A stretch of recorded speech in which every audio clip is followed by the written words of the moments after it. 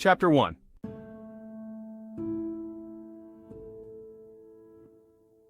After coming to the city, Emily Hook was living an ordinary, rather miserable life.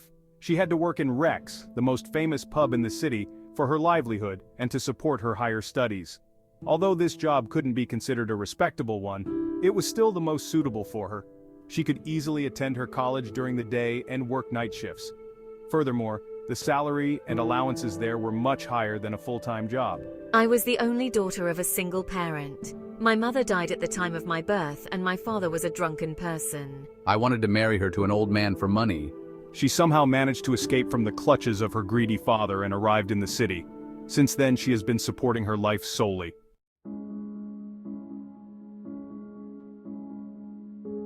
One night, after finishing her job at Rex, Emily was walking on the road hurriedly when, suddenly, rain started to pour down.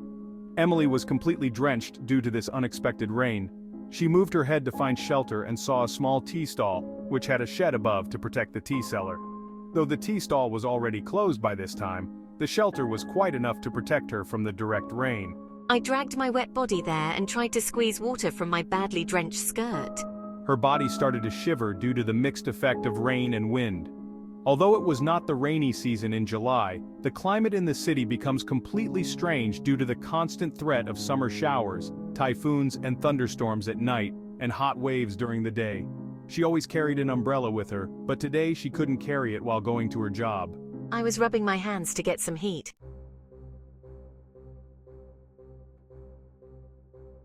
Suddenly a black Bentley stopped in front of her. The window was rolled down.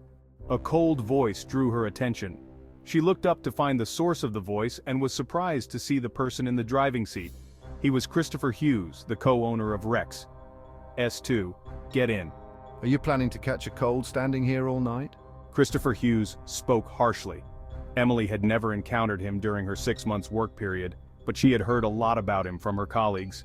Christopher was the only heir of the Hughes clan, the most successful businessman, and also the richest person in the city. She was sure about one thing: it would be dangerous for her if she refused him. I stepped forward and held the back door handle to get in. Are you taking me as your driver? Saying this, Emily opened the front door and got in. As she sat inside, she was handed over tissues. S1. I'm sorry.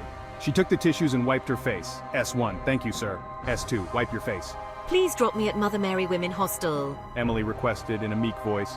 He didn't say anything and started the car. Perhaps she was badly drenched, or due to the air conditioner in the car, she was shivering.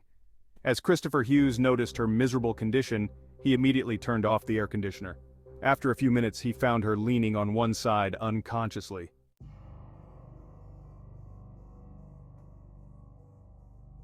In the Golden Villa, Christopher had laid Emily on the bed and asked his maid Meddy to change her wet clothes. Meddy had been working in the Golden Villa for many years. Earlier, she was working for Stephen Hughes, Christopher's father, at their old villa. Later, she was sent to Christopher's side by his mother. Meddy, change her clothes. Christopher was cold and unapproachable to others, but he was quite generous to a few people, and Meddy was one of them. Meddy picked a nightgown and approached the bed to change Emily's dress, but as her gaze settled on Emily's face, her hand started shaking. She got as frightened as if she were seeing a ghost. She threw the nightsuit, stepped back, and ran towards her room in the courtyard. Seeing her running back with a frightened face, Christopher didn't call her back. He had already guessed the situation. Emily's face was enough to make her frightened. Emily was lying unconscious in wet clothes with a high temperature, and at this moment, he was not concerned about anything but Emily. He entered the bedroom, undressed Emily, and put the nightsuit on her. S2. Meddy, wait. Emily, you need to get well.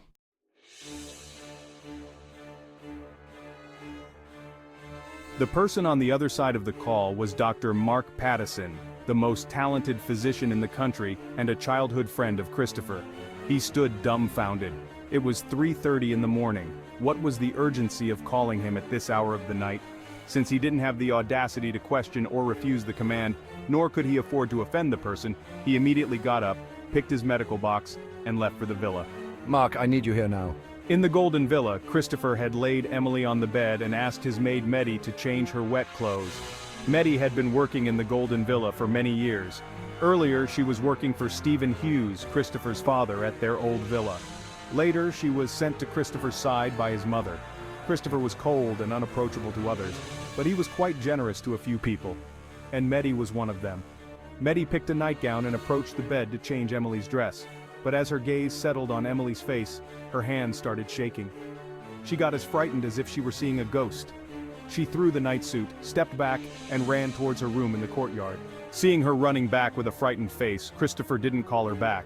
He had already guessed the situation. Emily's face was enough to make her frightened.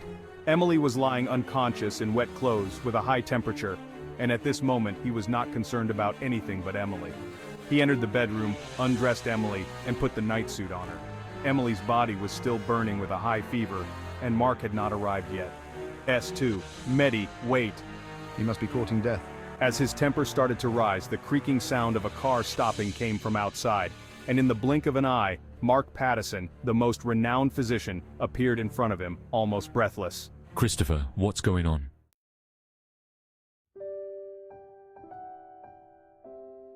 He just couldn't understand why his heart was not accepting Emily's identity.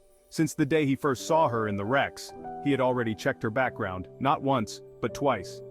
The information clearly says she's not my Alice, she's someone else. But his heart was not ready to accept this fact. Moreover, he himself had been studying her every movement, her body language, and her temperament, and found that she was not at all like Alice. But he was still reluctant to accept the reality. Why can't I accept this? To see her, he secretly went to the Rex every night and deliberately stayed there until she completed her shift. Then, he secretly followed her on the way back to her hostel without letting her know about it. Tonight was also no exception, but he couldn't hold himself back from taking her with him when he saw her drenched in rain.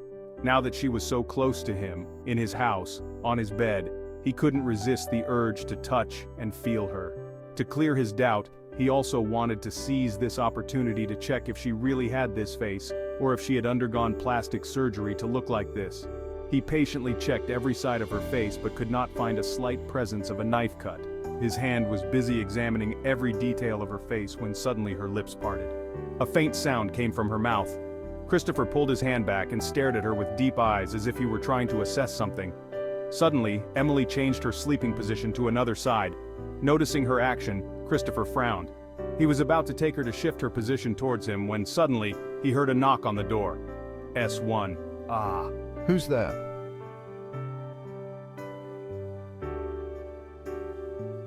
Who is the doctor here? S3, is she okay? Damn. Do you still consider me a doctor? Haven't you chased me out a while ago, let alone treat her? Christopher didn't say anything to refute his allegation. Seeing his pursed lips, Mark entered the room and checked Emily's temperature. Fever has started to subside. She'll be fine soon. Give this tablet to her once she wakes up and give her only light food. I'm leaving now, and I'll come again in the morning for the checkup. After that, he headed outside. Christopher didn't ask Mark to stay back, nor did he go out to bid him goodbye.